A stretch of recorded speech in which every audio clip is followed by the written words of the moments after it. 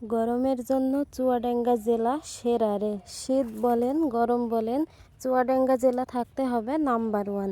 এই গরমের মধ্যে আমরা গিয়েছিলাম একটু হাওয়া খেতে। বিশ্বাস করেন এই গরমে একদমই ভালো লাগছিল না, তাই ছোট্ট মেয়েটাকে নিয়ে বেরিয়ে পড়েছিলাম। ভাইরে ভাই, চুয়াডাঙ্গা জেলায় এত গরম কেন?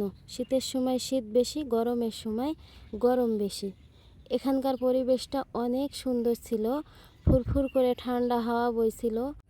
এটা বসে থাকার জন্য একটা জায়গা ছিল। আমরা এখানে প্রায় 2-3 ঘন্টার মতো বসেছিলাম, অন্য কোথাও যাইনি।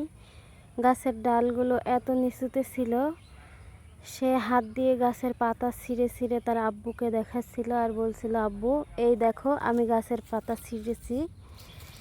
নিজে হাতে গাছের পাতা ছিঁড়তে পেরে সে তো মহা খুশি। আমি আর আমার মেয়ে দাঁড়িয়ে দাঁড়িয়ে সামনের ভিউটা খালি দেখছিলাম। প্রকৃতির এমন অপরূপ সৌন্দর্য সত্যিই মনোমুগ্ধকর। শুধু সৌন্দর্যই নাই, এখানে রাস্তার ধারে অনেক বুনো ফুল ছিল। এই ফুলগুলো কেনা অথবা বাড়িতে লাগানো কোনো ফুলের থেকেই কম নাই। এখান থেকে কিছু ফুল নিয়ে আপনাদের ভাইয়া আমাকে দিল। সত্যি অনেক সুন্দর ফুলগুলোর কোনো তুলনাই হয় না। এখানে রাস্তার পাশে অবহেলিত হয়ে এই ফুলগুলো থাকে। অনেক রকমের ফুল ছিল। আমিও আর একটা ফুল ছিঁড়ে আপনাদের ভাইয়াকে দিলাম।